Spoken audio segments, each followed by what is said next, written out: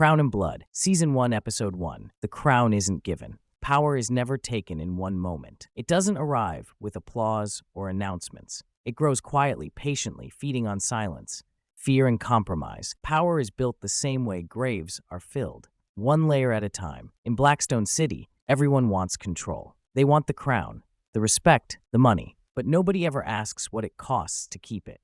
Because by the time you understand the price, you've already paid it. Blackstone City never truly sleeps. It just grows quieter in the dark, like a predator holding its breath.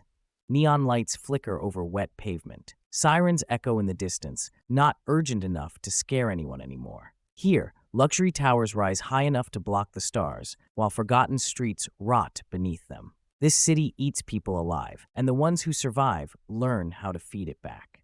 Marcus King knows this better than anyone. He doesn't walk fast, doesn't speak loudly, doesn't need to. Men like Marcus don't chase control, they attract it. Inside the private room of a nightclub called Onyx, Marcus sits alone in the center of comfort and noise. Bass from the main floor vibrates through the walls, muffled but constant, like a heartbeat. The room smells like money and decisions that can't be undone.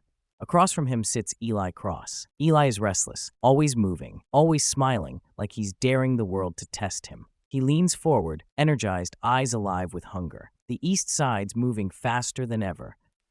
They can't keep up.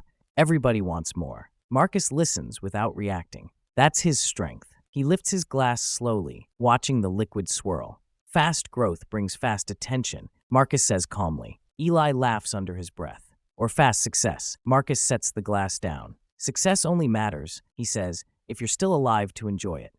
The air changes. Eli leans back, arms crossed, smile fading just a little. That's the difference between them.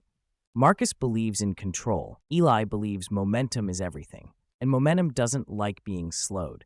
Outside, Blackstone moves on without caring who wins or loses. Later that night, under flickering streetlights, consequences catch up to decisions made too quickly. A situation handled without permission. A voice raised when it should have stayed calm.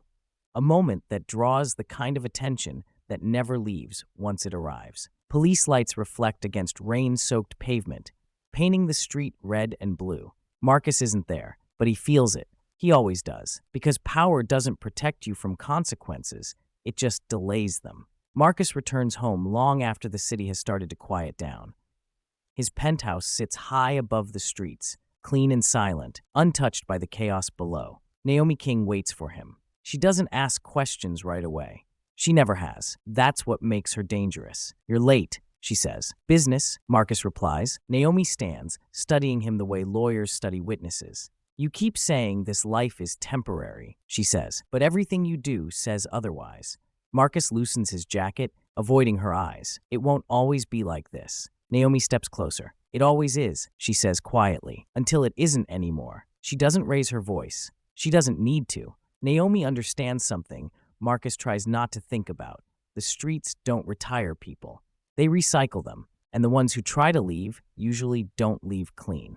Across the city, inside a building that smells like old paper and broken promises, Detective Ryan Cole pins another photo onto a crowded board.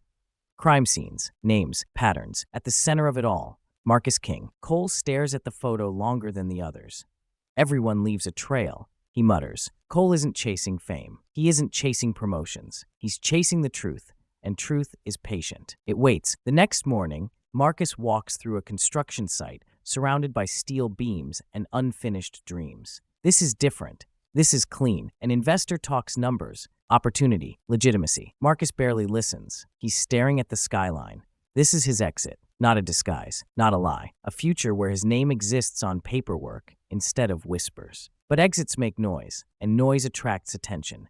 Eli sits alone that night in his apartment, surrounded by shadows and unfinished thoughts. His phone lights up.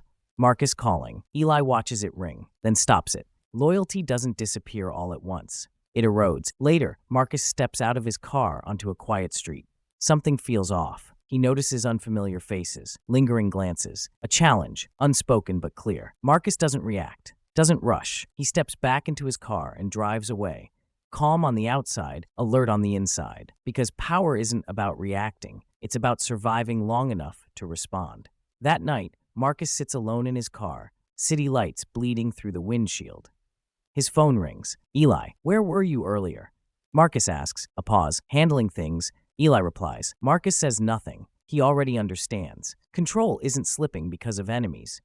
It's slipping because of ambition. And ambition doesn't ask permission. On a rooftop overlooking Blackstone City, Marcus stands still as the wind moves around him.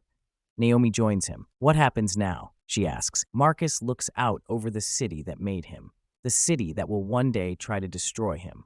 Now, he says quietly, I decide who I'm willing to become. The city glows beneath them, uncaring, unforgiving. Because in Blackstone City, power doesn't end lives quickly. It waits, tests, it takes pieces first. And the crown? The crown is never given. It's paid for, in blood. In Blackstone City, every choice has a cost. In the next episode of Crown and Blood, Marcus feels control slipping. Eli crosses a line he can't undo. And the truth starts closing in. Next episode, The Cost of Power.